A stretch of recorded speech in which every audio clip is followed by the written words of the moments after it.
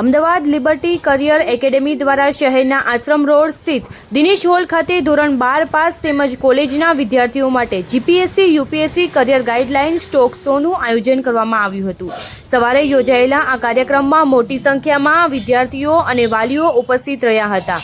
કાર્યક્રમ દરમિયાન સ્પર્ધાત્મક પરીક્ષાઓની તૈયારી, કારકિર્દીના વિકલ્પો, સફળતાની વ્યૂહાત્મક રચના તેમજ ટોપર્સના અનુભવો અંગે નિષ્ણાંતોએ માર્ગદર્શન આપ્યું હતું। કાર્યક્રમમાં મોટિવેશનલ સ્પીકર સંજય રાવલે લિબર્ટી કરિયર એકેડેમીના પ્રયાસોની પ્રશંસા કરતા જણાવ્યું હતું કે દર વર્ષે અંદાજે 2000થી વધુ દીકરા દીકરીઓને એક જ મંચ પર અનુભવી અધિકારીઓ અને સફળ ઉમેદવારો સાથે સીધા સંવાદની તક આપવી એ ખૂબ જ સહાયનીય પહેલ છે। મારું નામ કૃષભ પટેલ છે। હું લિબર્ટી કરિયર એકેડેમીનો મેનેજિંગ ડિરેક્ટર છું। વર્તમાનમાં દિનેશ હોલ ખાતે આજે અમે એક સેમિનારનું આયોજન કર્યું, જેમાં ખાસ કરીને જીપીએસસી અને યુપીએસસીની તૈયારી કરવા માગતા હોય એવા વિદ્યાર્થીઓ અને વાલીઓને જેમને પણ આનું માર્ગદર્શનની જરૂર હોય એના માટે ખાસ આપણે આ સેમિનારનું આયોજન કરેલ હતું। સેમિનારનો મુખ્ય ઉદ્દેશ એ જ હતો કે વિદ્યાર્થી જ્યારે 12મું ધોરણ કમ્પ્લીટ કરે છે એના પછી કોલેજની જ સાથે સાથે તૈયારીઓ એટલી સરળ અને બહુ સારી રીતે કરી શકે, જેથી કરીને ગ્રેજ્યુએશન પતાવીને લોકો બહાર નીકળે ત્યારે એમની ઘણા અંશે મહેનત, તૈયારીઓ અને બધી જ વસ્તુઓ ઘણા અંશે પૂતી ગઈ હોય, જેથી કરીને જ્યારે પણ એમને નોકરી લેવાના વિકલ્પો પૈકી એક શ્રેષ્ઠ વિકલ્પ તરીકે સરકારી નોકરીમાં પણ જ્યારે આઈએએસ, આઈપીએસ, ડેપ્યુટી કલેક્ટર જેવા હોદ્દાઓની પસંદગી કરવાની હોય તો એ વખતે 2 થી 3 વર્ષનો સમય પાછળથી કાઢવો અઘરો પડતો હોય। અગર કોલેજના સમયને પ્રોપર યુટિલાઇઝ કરી લેવામાં આવે તો વિદ્યાર્થીનો આ 3 વર્ષનો કોલેજનો સમય એ લોકો સારી રીતે તૈયારીમાં યુઝ કરી શકે।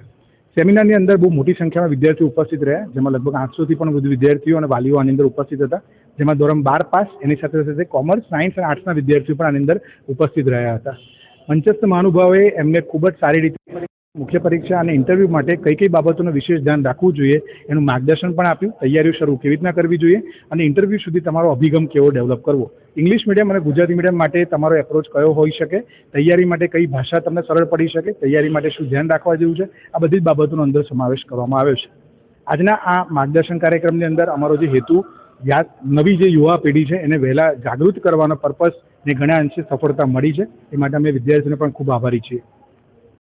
ઉપસ્થિત છો લિબર્ટીમાં, કઈ રીતનો આપણો કાર્યક્રમ હતો અને શું મેસેજ જશે વિદ્યાર્થીઓ માટે? પહેલાં તો લિબર્ટી અભિનંદન કે દર વર્ષે આવા 1000-2000 દીકરા દીકરીઓ માટે એક સરસ ઓડિટોરિયમમાં મસ્ત મજાના સરસ અધિકારીઓને બોલાવીને લાઈવમાં એમને સમજ પડે કે આ પરીક્ષાઓનું શું મહત્વ છે, કેમ આપવી જોઈએ અને કેવી રીતે ક્રેક કરી શકાય। અમારા જેવા લોકોને બોલાવીને બીજી બધી વાતોથી માણસમાં કોન્ફિડન્સ કેવી રીતે આવે એની વાત કરે છે। એટલે હું માનું કે લોકો યુપીએસસી, જીપીએસસી ક્લિયર કરે એની સાથે એક સારો માણસ બને અને સમાજમાં કંઈક એચીવ કરે એવી જે એમની ભાવના છે। 50 વર્ષથી આ લોકો પબ્લિકેશનમાં છે, 25-26 વર્ષથી તો આપણા ક્લાસીસ ચલાવે છે, કેટલા હજારો છોકરાઓ, દીકરા દીકરીઓ અમારી તૈયાર થાય છે। એટલે મને તો બહુ જ ખુશી છે કે સૌથી મોટું આ સમાજ સેવાનું કામ થઈ રહ્યું છે અને એમાં મને પણ આવવાનો ચાન્સ મળે છે। મોટિવેશન સ્પીકર તરીકે કોઈ સારો એવો પ્રસંગ આજે શેર કરવા માંગશો? વિદ્યાર્થીઓ છે આજે, શું કહેશો? આજે છોકરાઓ 10 મિનિટ કોઈનું સાંભળતા નથી, 30 સેકન્ડની રીલ નથી સાંભળતા, એ છોકરાઓ મારા જેવાને 1 કલાક સુધી સાંભળવા બેસે, એ જ છોકરાઓ માટે, મારા માટે બહુ મોટી મોટિવેશનની વાત છે। છોકરાઓને લોકો શિખામણો આપે છે પણ એમના લેવલ પર જઈને એમના જે પ્રશ્નો છે એની જો વાત કરવામાં આવે તો બહુ સરસ પરિણામ આવે।